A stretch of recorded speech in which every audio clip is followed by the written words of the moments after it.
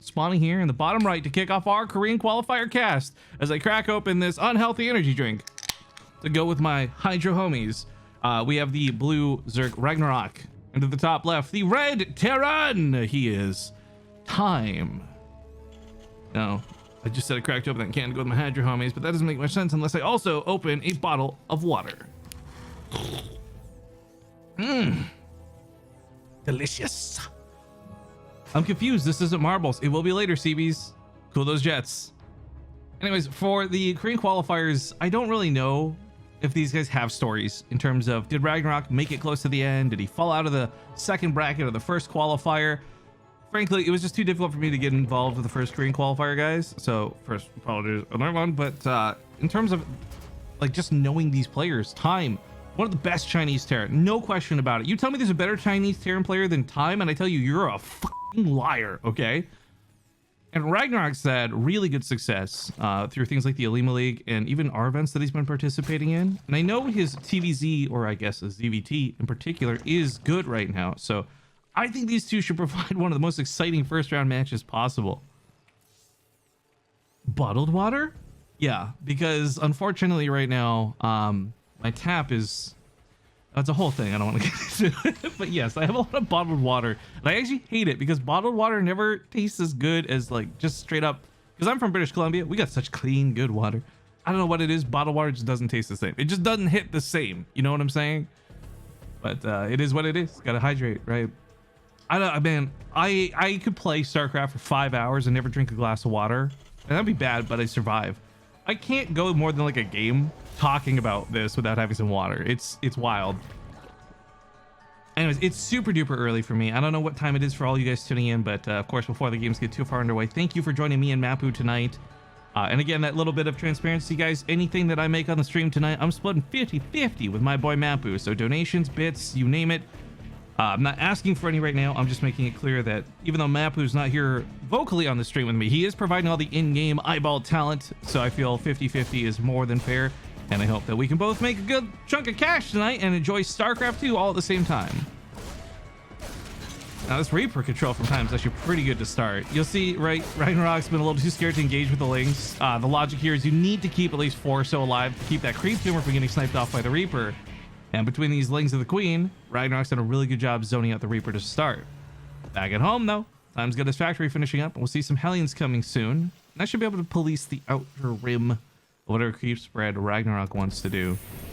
I am really fascinated for the new patch, specifically and especially the change to creep tumors. I'm not here to talk about balance, and I'm not here to say one thing deserves to be nerfed or buffed, but I think it's fascinating because creep tumors have been armored since forever, since they were first introduced in the Wings of Liberty beta, right? The fact that they're changing them to light is really going to change up some small scale things about them, like, you know, Hellions will kill them a little bit easier, so will Adepts. But I don't know if it'll have a huge overall impact on the game. It'll be cool to see though, because right now Zerg players with aggressive creep are actually some of the scariest players in the game. A lot of people like to talk about Raynor and Cyril for their macro and Zerglings, and I would too, but let's not forget it's their sick creep spread that gives them the map control to do all those wonderful things. So it'll be fascinating to see. Oh, Frag Grenade with the facts. Thank you for these updates on previous qualifiers. Frag Grenade 14 says Time got knocked out in the losers round 3 of the first qualifier and the first losers round of the second qualifier. And RagnaroK hasn't played in any of the qualifiers yet. Now I'm going to go assuming that's true because there's no real reason to lie about that. But if that is the case, that makes this really dynamic for RagnaroK. I mean, the thing about the TSL 5 event, it's going to be all online. Sadly, there's not some big arena that they'll be going to live, but there's like $30,000 plus ESL points up for grabs. Like, this is a huge thing to qualify for. Skipping out on even one qualifier, it seems really detrimental, to be honest. I'm surprised that that's the case, but maybe there were some real life reasons for it. I know there were some issues with scheduling for GSL that were conflicting initially too, but fascinating that this is his first one. I'm gonna wish him the best of luck. This is gonna be a very tough bracket because this is all the people who didn't qualify still trying to get in. Hellbats hit really hard though, a lot harder than expected. That Liberator goes straight to the natural too, but the Queens are here, so it's very quickly dispatched. Not wanting to overcommit with the Hellbats, and this is actually bio behind this. Interesting. I don't dislike what Time's doing by any measure, but this is definitely going to be a bit of a weird read for RagnaroK to see that Hellbat attack look so flimsy and then actually lead into a really badass follow-up of bio. I mean, Hellbats have got damage. He doesn't have vision. 3 Ravagers can kill a Liberator. But that's what these Hellbats are trying to do. Zone him off the high ground. Keep him from getting vision on the high ground to actually launch those bios on said Liberator. The position on this Liberator is great, by the way, but it is going to go down. He recognizes this. Oh, the Unsiege is so good. Unsieging the Liberator saves it, and now those corrosive bios have to be used once more, trying to target it rather than trying to kill the units or the supply depots. Really well handled out of both. Oh man, Zerglings are not a problem, but Time with the attention to detail does lose the Liberator, unburrows the Widowmine, though, so still has this available to get a shot off. Funny enough though, I mean, because it's Hellbats, the Zerglings, which are normally what you want the Widowmine to hit, are not that big of a threat. The Hellbats have kind of already dealt with them, so to speak.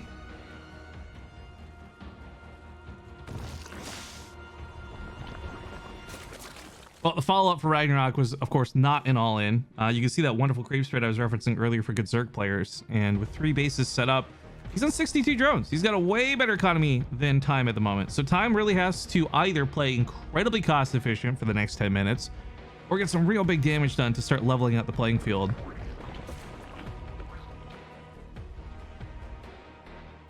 WD-40 says, man, Hellbats are so good and not used enough. To an extent, I would agree, but the problem with the Hellbats are, like, when they work well, they do look really good. I'll give it that, right? When Lings come in and Hellbats have that sort of surround, laughable. But then in other situations, you're kind of reminded that Hellbats have a very short range. And you can just counter them by walking away or kiting them.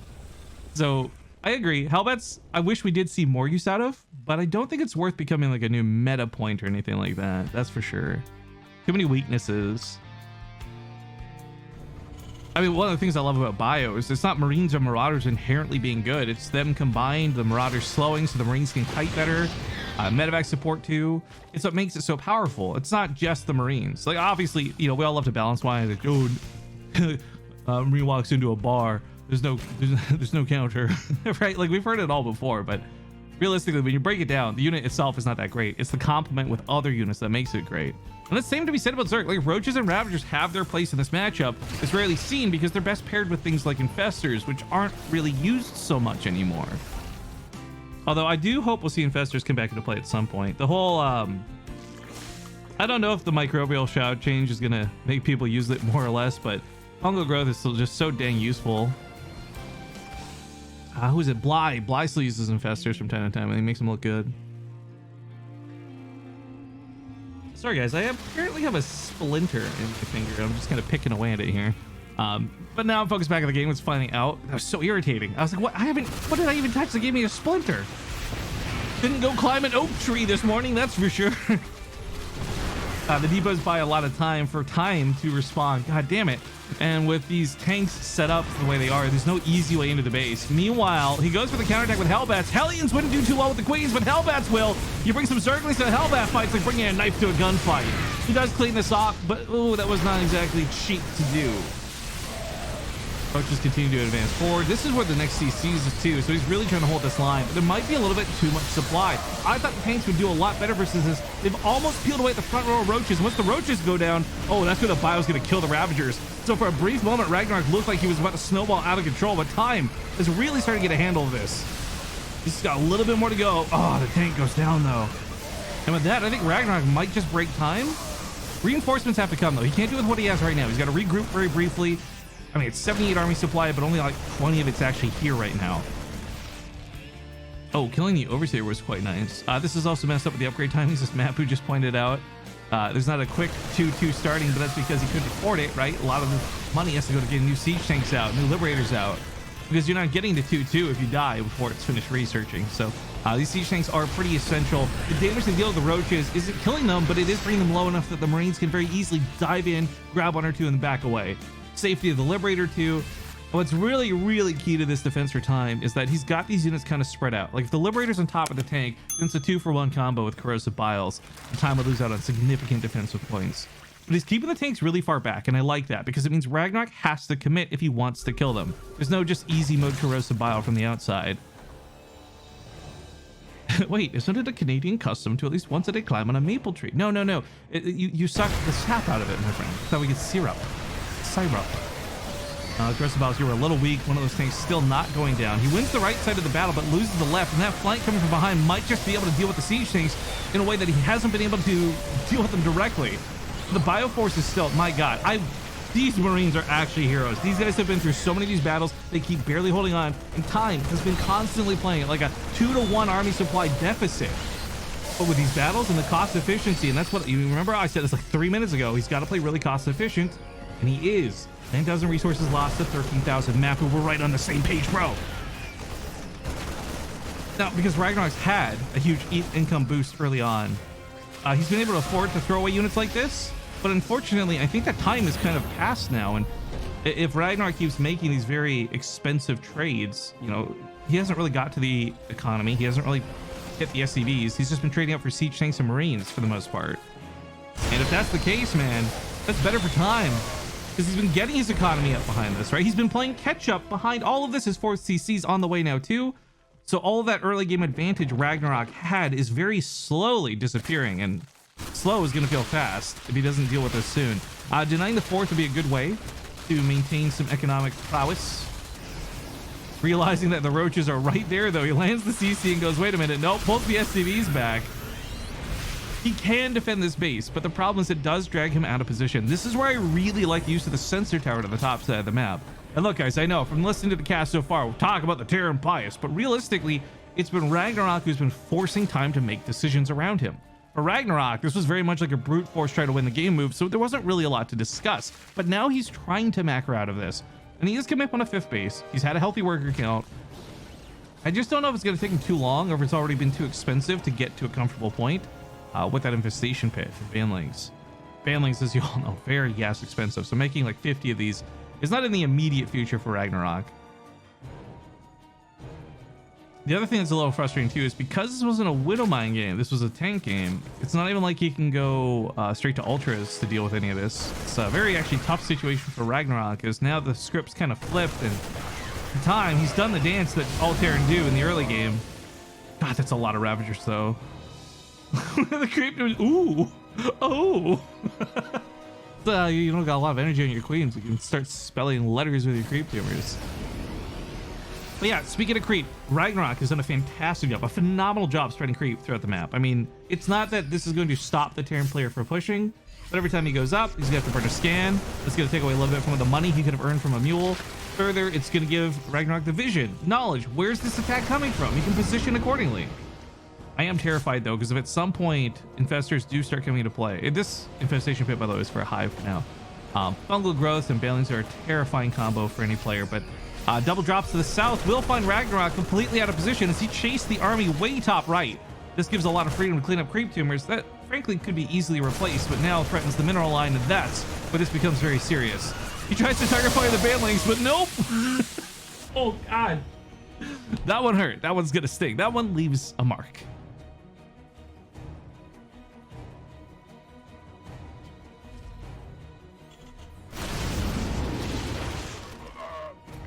Yeah, oof, exactly. Master Fu, you said it best. Now, let's talk back about RagnaroK's tech, right? So he did manage to get to Hive. He's coming up on Adrenal Glands. He's going to be playing with this bio. Oh, he actually predicted that. That would have been brutal. But he is going to Ultras nonetheless. The Vipers I like a little bit better. But frankly, I'm not too keen on the Ultras. But because it has been mostly Marine tank up to this point, they do have a role to play. But it won't be too difficult, I feel, for time to start building Marauders. So right now, the Ultras are not that threatening, and these tanks have a lot of power. I love that he left the frontline tank unsieged, by the way, because if it's sieged up, it would have just been gross and biled down. So ends up taking a Baneling or two with it. The amount of tanks here, too, is very threatening. Not for the Ravagers, but definitely for the Banelings. And the focus fire of the Banelings is sick! Oh my God! Time actually takes care of that first wave, no problem. There's still some Banelings back up behind the Ravagers, but while this goes on, there's a drop to the north. There's Liberators to the natural. And this doesn't have to do a lot of damage. This is just to distract RagnaroK so Time can keep advancing his main forces, which, by the way, he is doing. Leapfrog little bit by little bit. Even the Ravagers coming in are a bit of a problem, too, but this is providing a lot of pressure, and RagnaroK doesn't have the freedom to counterattack right now. Any Zerg player would love to be sending lings to the 4th or the 3rd of the Terran at this point, but there's no room to do that. All hands on deck for the defense. This is unfortunately a consequence of playing Roaches and Ravagers. They are much slower than Zerglings, and they're not going to be as mobile. But the Marines have been kept safely in the back. Blinding clouds do go up on top of the siege tanks, but as long as the siege tanks soak the banelings, the Marines still have some power, but there's just too much here in time, as had his front line crushed. I do love the way he traced this out, though, because on the way out, he still manages to take out a lot of these units from RagnaroK. But marching across the field with a huge army supply, RagnaroK's looking to counter, not just be satisfied with a small win here. Sensor tower's the first one to go. Hate to see it. Siege tank sets up, not good enough. Marines are split. It's the same situation as earlier, though. Without roaches, lings, or banelings in front of the Ravagers, they're forced to back away. They're way too squishy to take a real fight. Also, by my count, there's 1, 2, 3 extra CCs on the map right now, so I wouldn't say time's going to be hurting on the economy. So much of this is going to be pumping his army. And finally, we do see some Marauders in production. You know what? Marauders are okay-ish against roaches. You all know this. And I would have loved to have seen them maybe a little bit earlier, but time had been playing so well around Marine Tank, I can't even criticize it. Again, bottom right, look at the cost efficiency, right? The amount of resources lost up to this point still very much favors time. So he's had less money, workless, sure, but he's also lost significantly less. Looks like friendly fire will be a bit of a bitch. I think his own siege tank killed him more than the Zerglings did. Whoopsies. Now, I knew about Vipers. These are very apparent in the last fight. And I think it was the Vipers that revealed it was Hive Tech, let him know, okay, wait, there might just be some Ultras, but wait, Zerglings just burrowed at the third. Does he know? I don't think he knows. So when the attack goes on down here, the Zerglings, okay, they try to unburrow, but the siege tank's up. Blinding clouds go down. Marauders can kite these Ultras all dang day because there's no fungal growth to slow them up, and there's no Zerglings to catch the Marauders. This is actually a very favorable fight here for time. Chasing it down and running it down. Oh my god. Oh no. Now there's no concussive shells, so he's not having the easiest time catching these units, but oh, the burrowed banelings. No. Okay, only one goes off. Oh my god. 4 of them could have killed a good chunk of that army. I'm like, Tom, you got that sweet momentum, baby. But also kudos to RagnaroK. Like, there's very few Zerg players I can actually list off the top of my head that I feel are just phenomenal at burrowing banelings on the fly. That are really good at hiding those units in the heat of battle. And TLO is one of the ones I praise the most. RagnaroK's definitely another that comes to mind. And frankly, we just don't see it used enough, so you don't think about it. And I wasn't sure if that would catch time off guard or not, but he is sitting on 5 orbitals right now. So I don't think scans will be a problem for him this game. Okay. A little funny all around. A lot of banelings down to the south. That's going to be probably 20. That's 26 right now. Probably, I'm going to guess 48. No, 45. 44. Fuck, I was so close. How sick would that have been? Right? Oh, still, though, this is too many banelings. Even if he wins this fight, like, this is going to cost him a lot of Terran units. So, Ragnar decides to pull back, not overcommit. He needs these banelings for real. I love the tank on the high ground. It's going to help him a ton. This drop to the top right, lings to the top middle. It's action-packed non-stop here. As, God damn it, it's so back and forth. This is not a fight I think that Ragnar can win defensively, though. Not with the Marauders in play, much less the siege tanks. However, time has to do damage now because he's lost 15 workers back at home. And, you know, in-game, you don't get this alert as a Terran player. He might not even be aware of the economic damage he's suffered while this goes on yet. That being said, though, the Marauders should kite. I'm guessing he's not because he's probably looking elsewhere. Again with the burrowed lane play out of RagnaroK. Bravo, dude.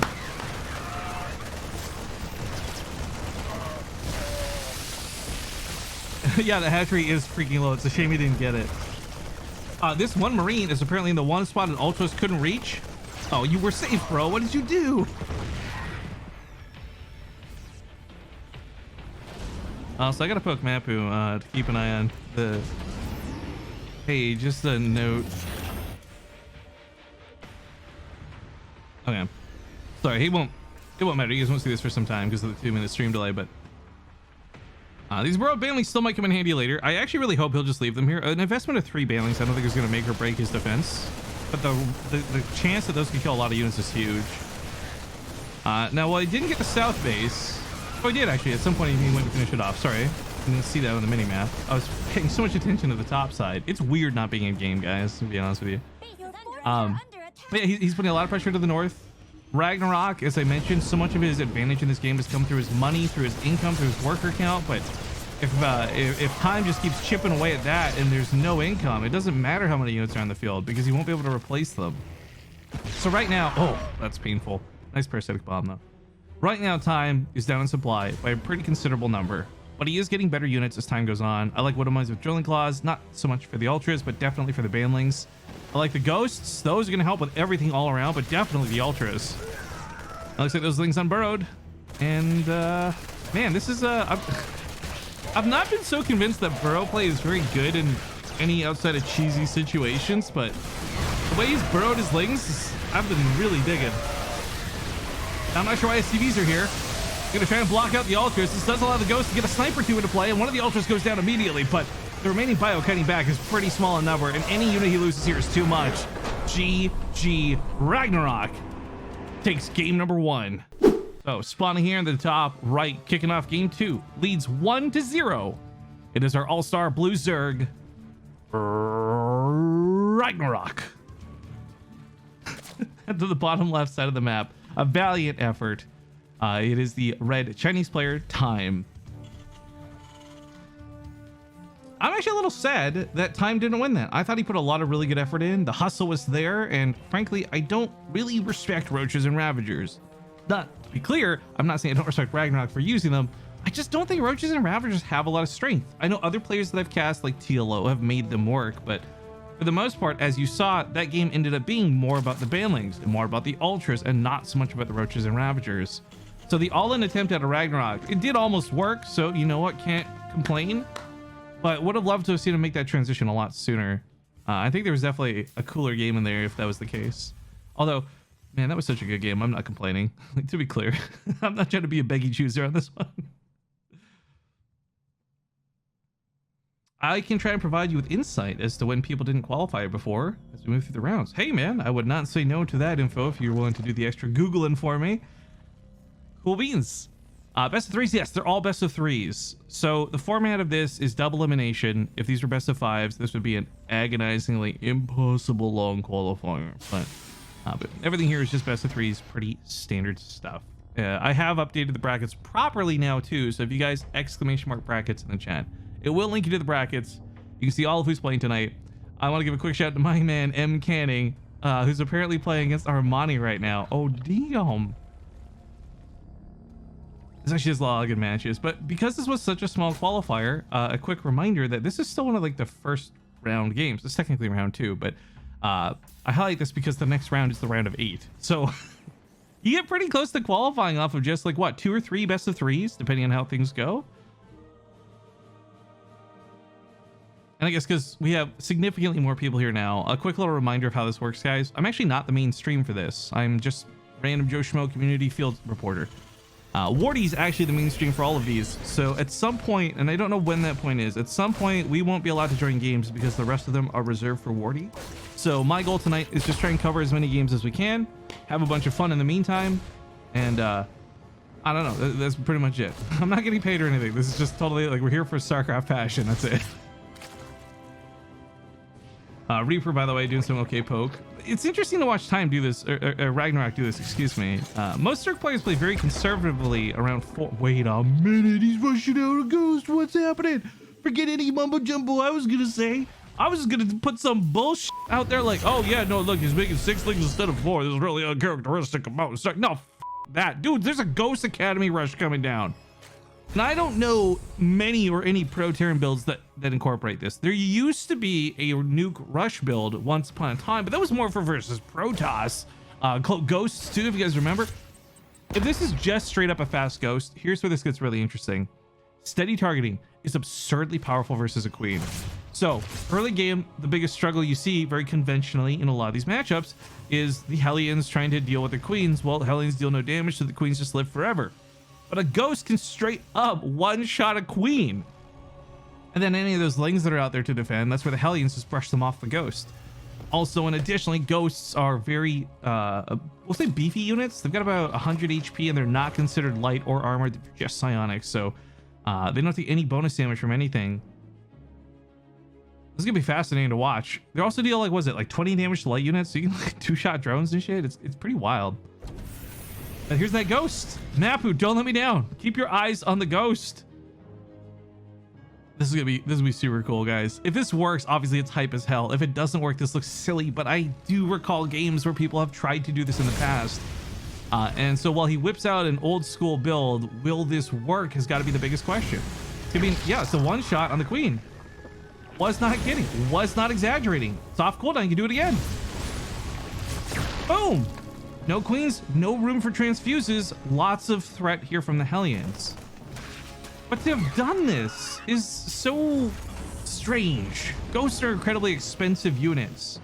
So this doesn't look that all in, but it kind of is for the Terran. I'm not saying it'll be impossible for him to play out of this. Third CC's on the way, but this is committed to the point where if this fails, he's going to be massively behind.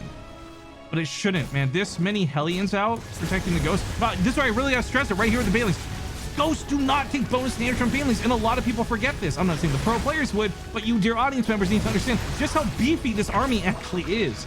Now, one of the problems you just saw there that was very well handled on RagnaroK, steady targeting is, of course, the guaranteed one shot, but the drawback is if they are hit by any amount of damage, one damage, doesn't matter, any amount of damage, their steady targeting will get canceled.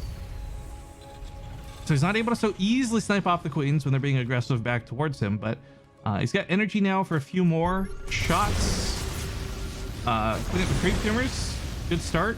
Get a little bit of that because of presence. Steady targeting denied again. Ghost targeted down. Oof. I hate to see it. Really, he's trying to get those steady targets off though, because it's a one shot, there's no chance to transfuse it. Targets the medevac though. Medevac goes down. These ghosts are a lot more exposed. Now clearly, when it comes to things like Hellions, I don't think the Zerglings are that threatening. These ghosts, as sturdy as they are, they still won't deal getting surrounded very well. Oh, and of course they shoot up, so they were smart over here. 10 damage a shot. There's no counterattack potential because the depots have been left up. This early game cheese out of time. The funny thing is the way the results, repercussions of this have played out. For him, this actually wasn't that great of an early game attack, but it did prompt RagnaroK to a degree overreact in defense. Like a spine crawler going down is something you don't want to afford in the early game as a Zerg player. Building a bunch of additional queens in anticipation of losing the ones you have. Like, there's so many ways that this didn't do tons of damage, yet it did in terms of offsetting RagnaroK in this game. Continues to snipe these queens. Look at the resources lost. When those ghosts die, that's gonna pile back up, but these lost 5 queens. That's so many minerals, so many potential expansions and drones, etc. And now there's medevac drops going out as well. Timed here, not with perfect timing, but he does have stim already completed. The 1-1 in combat shields, if these kick in for any amount of the fight, it's gonna be fantastic. He's brought the ghosts and Hellions back home, now leaving the Marines to do the harassment. Yeah, the funny thing with the ghosts as the game goes on, they're gonna be useful for pretty much all stages of the game, providing they're not given away for nothing.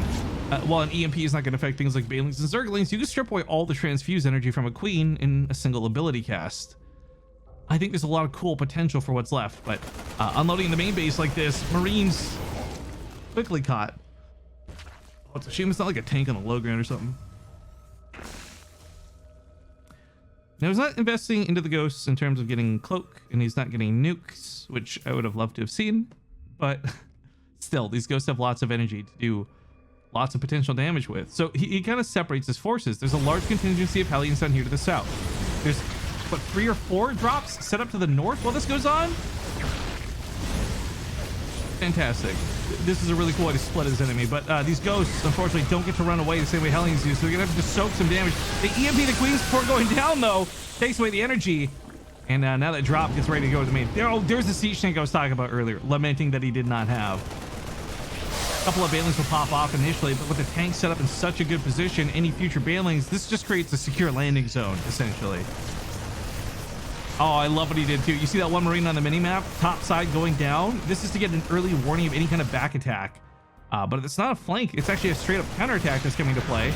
The Marine's got that, oh man, oh, this is trouble. The layer of the main's halfway dead. The 4th base is surely gonna fry. There's an attack mounting outside of Time's base, but where do you be in this position for either player? This is all over the place and kind of insane. Now, he's not gonna kill the Hatcher by the looks of it, albeit just barely, but trades out for all the Banelings, so there's nothing to clean up what's in the main. Baneling bust on the bottom side of the map doesn't work out either because the reinforcements are here and Time is playing out of his mind right now. Kudos to RagnaroK though. I mean, he's been able to stay calm. He's kept that 4th base alive for the time being. Mutas are on the way, and it's not like he's down in supply by so much, but yeah, like Pyro Man just said, this is like, these players are like onions, donkey. They have layers and layers and frankly Zerg later. But this has been a very interesting early game at a time, the likes of which I've never quite seen before, and I'm really enjoying. But because RagnaroK is keeping it calm and collected, and he's not flinching, I guess you could say, there's not a lot of actual damage being done, right? The hatcheries didn't die, the lair didn't die, the drone line didn't get killed. This has all been frontline cosmetic damage. I really like the idea of the missile turrets, finally. He still has to worry about the Banelings first and foremost. The Marines can fight the mutas every single day, but they can't fight if the Banelings take him out. So unfortunately, he is forced to retreat, but he is retreating into a very healthy reinforcement supply line. 2-2s on the way as well, plus Widow Mines with Drilling Claws. This is the type of composition you definitely need. It is almost necessary when mutas and Banelings are the combo instead of roaches and Banelings. Anytime a Widow Mine trades out for Muta 1-to-1, it's already cost effective, but the fact that the splash damage makes it so more will likely die makes these units just so incredible going forward. Not to mention, one Widow Mine can possibly take out like 10 Banelings. Oh, but not if he doesn't survive to that point. Okay, I'm talking about a big game. He does split versus the Banelings, but he's focusing too much on the mutas, so he loses a huge contingency of Marines down southward. But this is oh my god. Can we just get RagnaroK in time for a show match? Can we just go crowdfund that real quick, guys? Can we just get like a best of 9 between these two? Because holy sh, even if RagnaroK wins this series 2-0, I just want to see more of time. That's Terran bias, I guess, a little bit. Okay, I'm not gonna pretend like it isn't, but this has been so sick.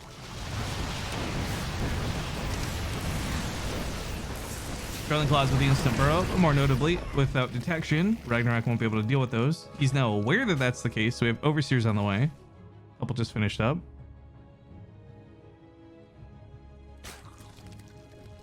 God, it's painful knowing that hatchery survived earlier. And that hatchery living could have been like 3 less mutas, for example. Yeah, running around all sorts. It's a cancel up here. Very quick fingers out of RagnaroK. Good response time.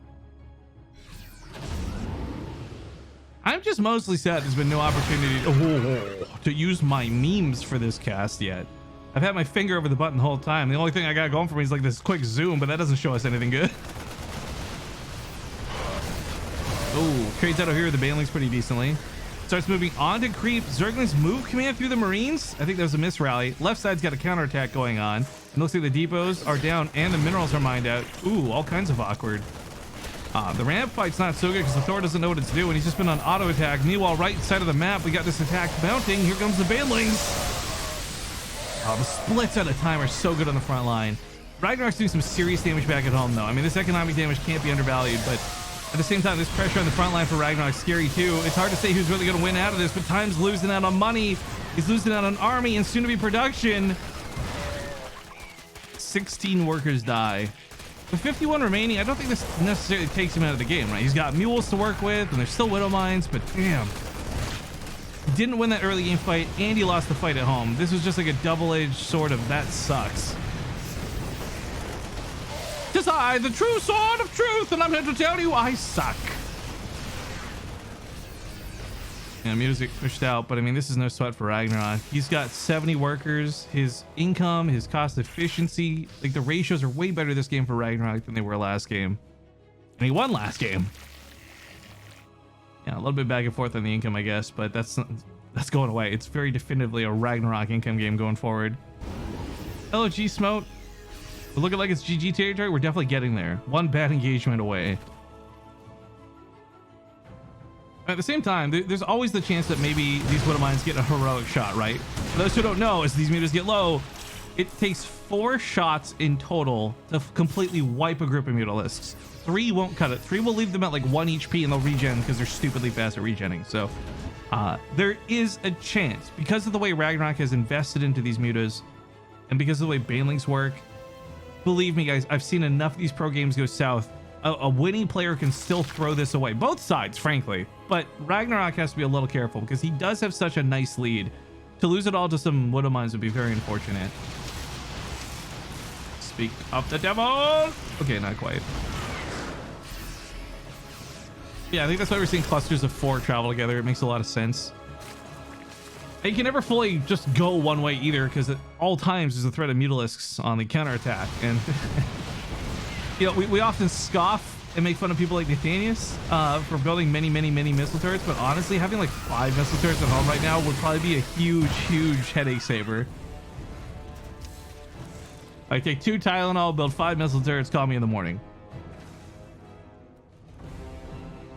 Hive has begun as well. Another base to the far top. That's 1, 2, 3, 4, 5, 6 bases for RagnaroK to Time, who's trying now to get to his 4th.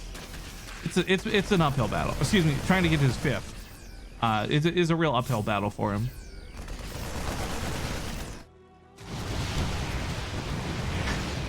Oh, the sensor tower.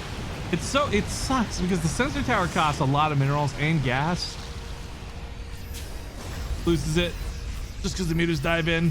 Really unfortunate. But I think what's really important is the fact that he is investing in these sensor towers. They will give him the warning of the mutas approaching. And while I'm not in-game doing the observing right now, so I can't show you directly what it looks like, you know, you don't get to see mutalisks revealed on the map, but you do see a bunch of red exclamation marks in that circle, and you're like, oh crap, I better respond. I already talked about that strand. I don't want to talk about it more. Adrenal glands just get started up, so we're gonna see the hive tech come into full swing. No dedication to ultras or broodlords, but also maybe not necessary. This game's very low tier. Mutas and medevacs and marines and thors. Oh my, you know. I do like the concussor shells. I really like the upgrades out of our Terran. This is Time's, oh god, what's another word? I don't want to say time. Moment to shine, as he does have a very clear upgrade lead now, 3-3 over 2-2 for some time. Wonderful Widow Mine shot. Second one's not as good, but hey, you know what? It almost soaks up all the banelings. The SCVs just had to give their lives to really lock it down. Now you go back to focusing out here, but there's gonna be round 2, round 3, round 4 of those banelings and lings trying to run by on the left side of the map. So you can never fully ignore what's going on at home. You know, it's like the 3rd time this has happened. I'm just screaming, build that wall back up, dude. Put down 2 depots. It will be so worth it. I love watching how this forces both sides to split, by the way, right? Like the banelings have to split because of the threat of the Widow Mines. Obviously the bios to split because of the threat of the banelings. All in all, we see some interesting card folding trades, but this base, you can't really afford to lose this base. Both players have a pretty fragile economy, and the mutas have fully this is forced time to withdraw with the majority of his troops. And what he's withdrawn with isn't even guaranteed to stop the mutas. They're just going to run around them.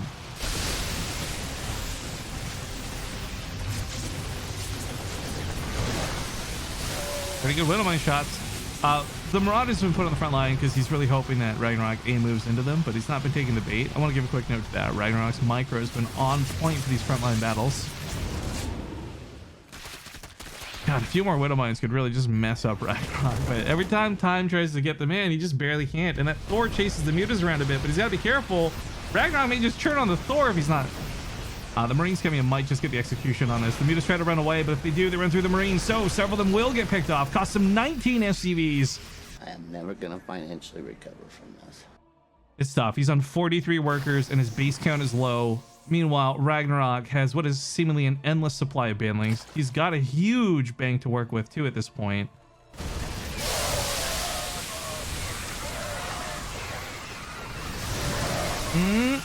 Pop. That was a good Widow Mine shot.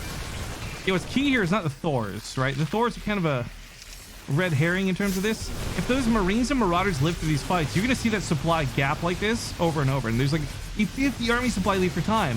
The funny thing about losing so many workers is it's given him more room for army, and he's using that army to overwhelm, similar to the way RagnaroK did with roaches, or tried to do with roaches in game 1. So with 59 banelings in play, let's be clear, those 59 banelings could completely wipe the Terran army, no question about it. But it's not going to be easy to do. Both players are actually in a really risky situation in this regard.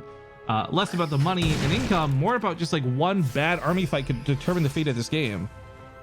RagnaroK no longer has some wonderful bank to fall back on, and neither does Time. But Time's maxed out with 156 army supplies, so it's just more units than he can afford to lose to this massive bailing count. And that's even if he does. These Widow Mines also might just be godly.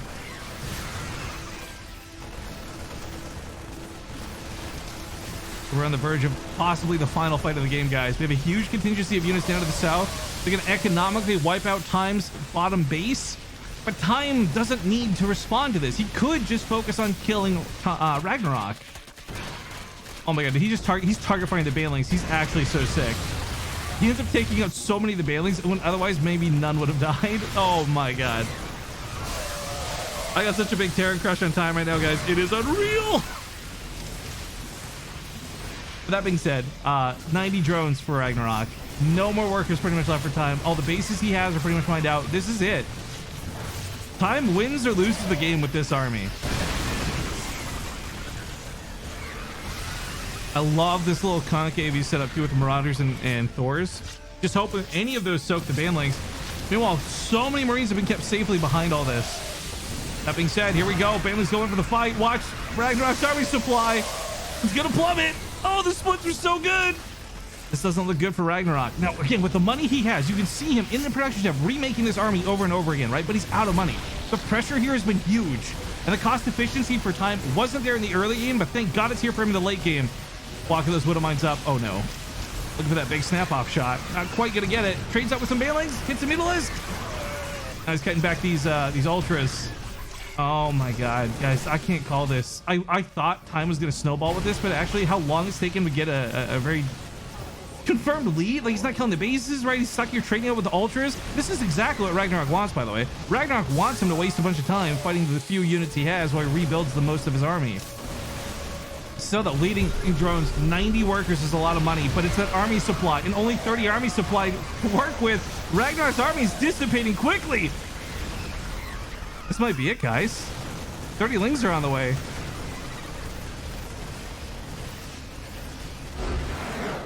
GG. Let's hop back into it. It's game number 3. Oh, my brain's still not awake. It's so early, guys. I'm sorry. It's 1 a.m. over here. Please enjoy all my misspeaks throughout the broadcast tonight, but we do hop into game 3. So spawning here in the bottom right, it's time. Spawning in the top left was RagnaroK. Barely missing that on coming back. But again, I encourage you guys to check the brackets to see what's going on, to see what other matches are hizzy happening. As I mentioned, our friends. Okay, Mapu did this last time. I'm not sure what the highlight on the stores is. Like, is this a candy store? Is this his store?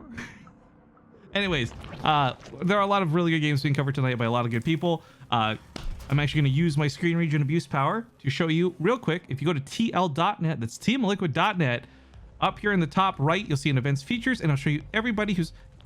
He has 20 more viewers than me right now? Fuck, shaking my head, guys. You know what? You might as well just leave. I don't even want you here anyways. We got too many people.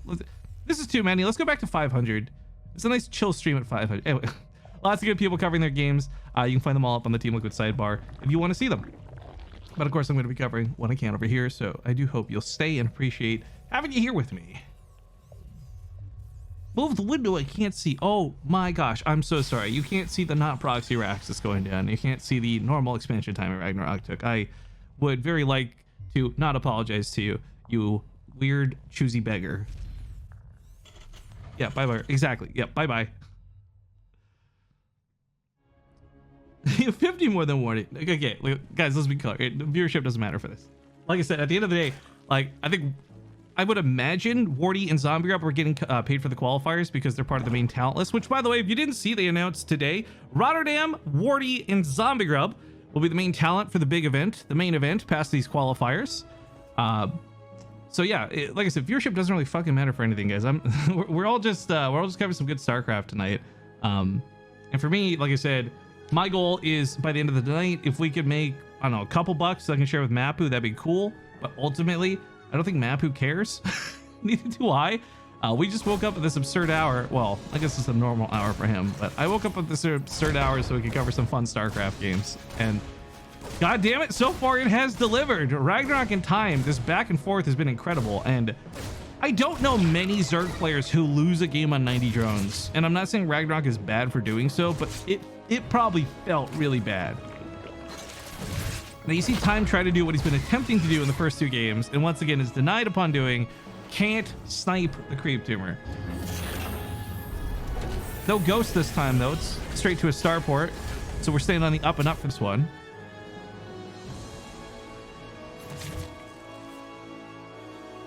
Came with the StarCraft, staying for the no delay.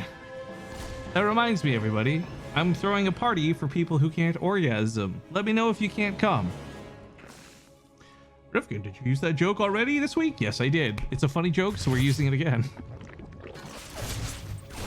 Mapu's a good observer. Yeah, well, so here's the thing. Mapu has been doing this for God knows how long. He was the main WCS observer for years, right?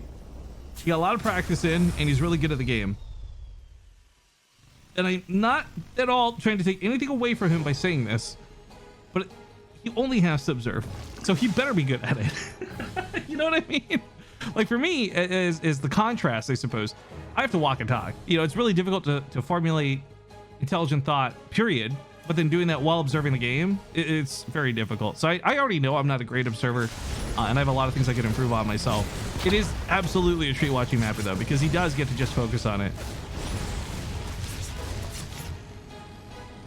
I don't know if we'll be able to regularly keep doing stuff like this, but we did team up for the ESL Korea Cup, which was unplanned last weekend, and it's been really fun doing the no delay stuff, just partially because it pisses all the other casters off because they don't know what we're doing. Like I said, before the first game got played today, I actually got reported by one of the other casters.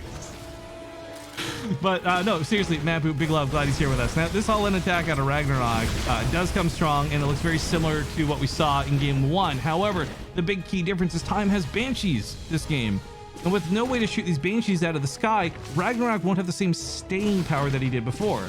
Don't get me wrong, watching time use his tanks and Marines in game 1 was so cool. But Banshees are definitely the easier way to deal with this, no question about it. I've told your gluten talk joke, definite work. You know what? You do, that's fine. There's no greater pride for someone who makes a joke, because that's an original Rifkin joke. There's no greater pride for someone who makes a joke than having other people tell that bad joke. And while other people think it's awkward when your own joke gets told back to you because it's just made it full circle, I'm just like, thank you.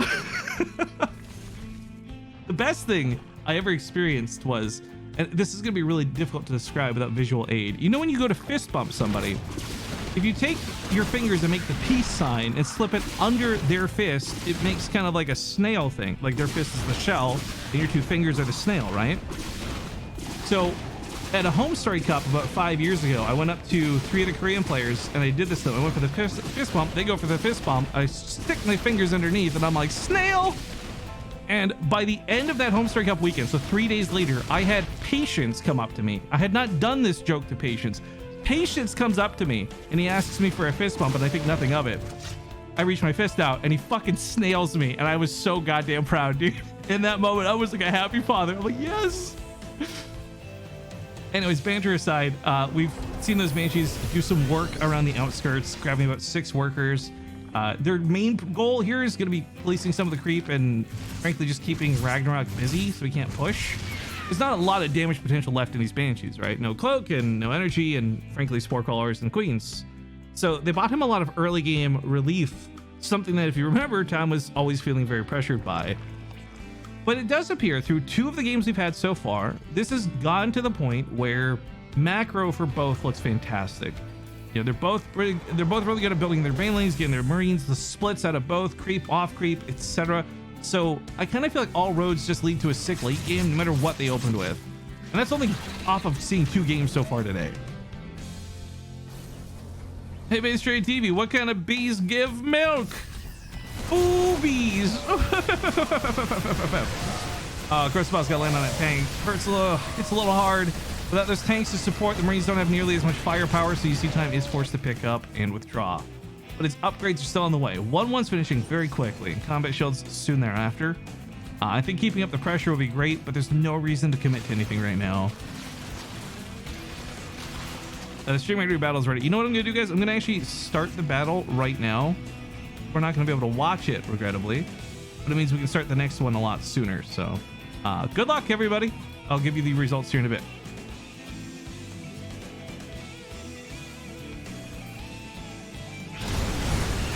And Helly's got a nice blast off.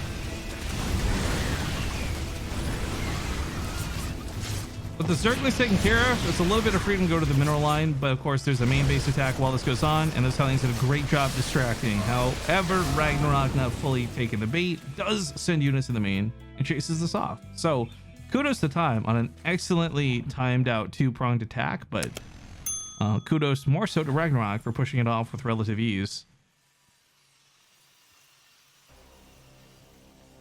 You've retold the fungal joke a few times. That was another Rifkin original joke, and it's stupid. Yeah, I don't know. I kind of secretly just want to go to a WCS, or I guess at this point an ESL event, and have some random fan tell me one of my own bad jokes back to me. Because I'll know the punchline. I'll just start giggling before they finish telling it. It's stupid. Let's hear. Oh, have you guys not heard this? Okay. Why are infestors never alone? They usually come with a couple of fun gals. That was too deep. They usually come with a couple of fun gals. Uh-oh.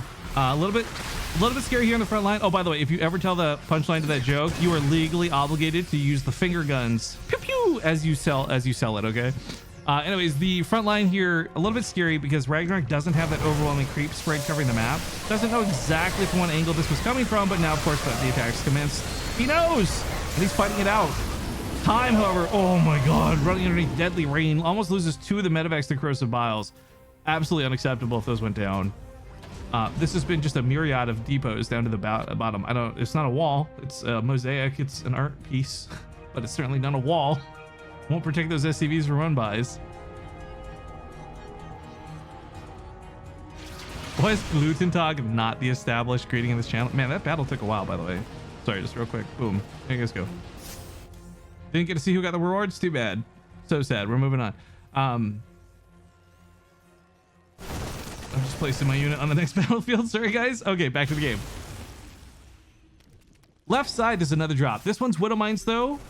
Wouldn't mind if I do. Unfortunately, because there's spine crawlers, which I should note are really unconventional. Only one of those Widow Mines actually goes off.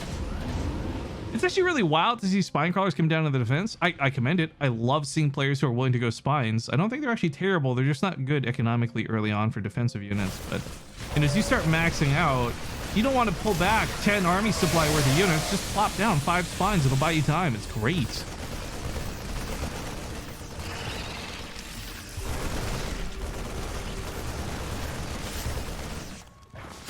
Do you have any mods that can time out CBs? It's CB's nuts. Oh, the wave of creep. It doesn't get caught here by the bio per se, but it, again, as a fight on creep is always going to be favorable for Zerg. Oh, the machine guns from those Marines. He's really trying to deny the easy Widow Mine removal. Ends up being forced to use a corrosive bile on it. That's a lot of banelings, though. It's really difficult to see because, of course, through all of this struggle, Time has not been able to take advantage of RagnaroK's kind of weak point. It is the transition through Hive Tech that is usually the most expensive and the most dangerous time for Zerg players. But he's made that transition. Altos Cavern is on the way, and RagnaroK should win this fight. Oh my god, the Parasitic Bomb is going to murder the medevacs. Ugh. Ability is so frustrating to see when it's used well. Corrosive Bile is also going to hammer down another 2 or 3. This isn't looking good for Time, guys. He's just lost his entire front line minus like 5 or 6 Marines. Is this on the new patch? Oh man, this is what I hate. I always remember this happening, but then immediately forget about it. When the new patch notes get released, everyone's like, oh my god, is every game on the new patch? And it's like, guys, the new patch isn't even live forever from now. Get it out of your mind. I know some of you watched the Wardy map test tournament where they were testing the balance changes. The patch isn't coming for a gosh darn long time. Get it out of your heads, you Goombas.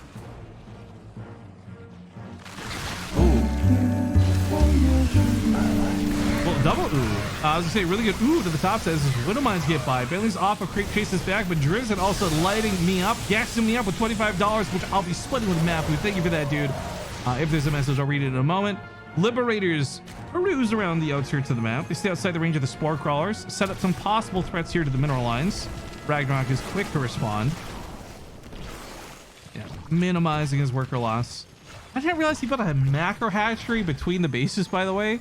So RagnaroK actually has like a ton of hatcheries. It's not just the, what's 1, 2, 3, 4, 5, 6 from bases, 7 from macro, not to mention injects. If production is ever a problem for RagnaroK, he has done something massively wrong, which I don't think it will be. The Marauders continue to be the bulk of the front line, and he's still producing more without Marines. I'm a little worried about this because Marauders they're okay, but Marines are the big damage behind every Terran army. Small, meek, and weak, but deal a ton of damage very quickly. Also, wow, that's a lot of spore crawlers. You know what this is? This is like a FU medevac no-fly zone. You know, no medevacs running around the top of the map, no liberators coming in. Anything that goes north is dead. Kind of like Game of Thrones, I guess. And the last season, but no, let's not talk about it. Nobody wants to talk about that. Custom shells for the Marauders will do what they can, but this is just too much dirt to work with. There's 95 army supply at our time, but a lot of it's not actually here. You know, a lot of it's down here. A lot of it's being rallied out. Medevacs are starting to go down now too. There's a single siege tank set up. Nice. This base is a planetary. Might actually be able to. No, he's not going to save it. It's nice if he's here to repair it. That sucks. Gets just a couple units from the back line though. Kills a base down to the south. Starts equalizing some blow for blows on this one, but still time is in some. We're on the struggle bus, right? He's on 75 workers and he's got money, but he's not trading out and he's not getting big kills. So with the Ghost Academy selected, as you see, I'm hoping we'll see some Ghosts come into play soon as ways to help deal with those ultras, those pesky ultras. I'm working, but I'm drawn in by the no delay. Good, my gimmick is working. Give me the views.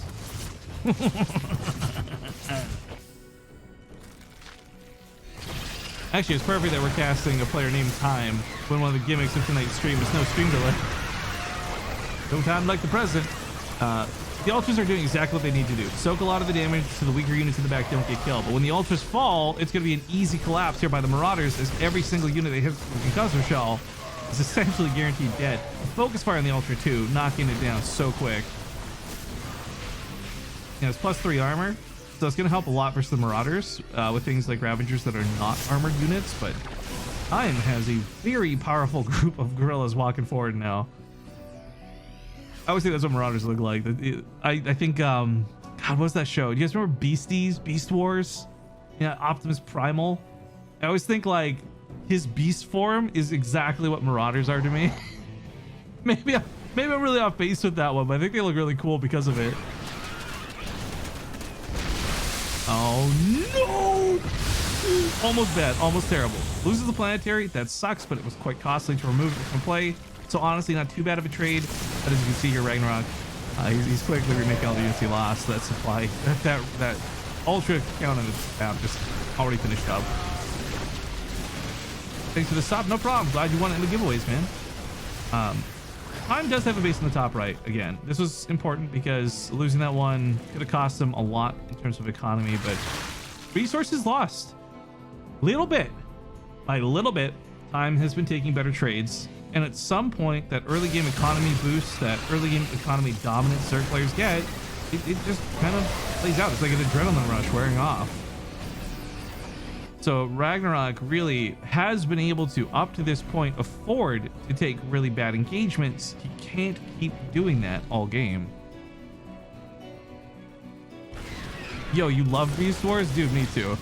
Although Dinobot was such a dick, am I right, guys? What was Cheetor's deal? He's such a baby. Ooh. Anyways, nostalgia about bad TV shows later. Oh my god, he completely destroys the Ultras. The Vipers get sniped out too. The Ghost Blitz. There's 15 ghosts in his army. Wait a minute, where did those ghosts come from? There's so many. More of those snipes go off and the Ravagers keep getting plucked away. Banelings can't even finish. Every time he gets Banelings out, he has to start withdrawing them immediately. I'm not sure what the EMP there was supposed to hit. I think it was just like a YOLO my ghost is dying move. But this is starting to snowball out of control. And frankly, if Time loses this game, it's the biggest throw of all time. Cloaks the ghost. Wait, is there no detection? I mean, splash damage can still hit him, but there is detection for the Spore Crawler and the Overseer, so never mind. I thought, like, wait a minute, is this how this ends with cheese? But it's still just, I think it's gonna be too much. There's like, what, a couple Ultras spawning right now? 22 Zerglings, no Banelings, Marauders and Ghosts anyways, even if there were. He just target fires down the Ultra. More Ghosts, so many Ghosts. GG. Bravo Time. Excellent set of games. Takes it 2-1.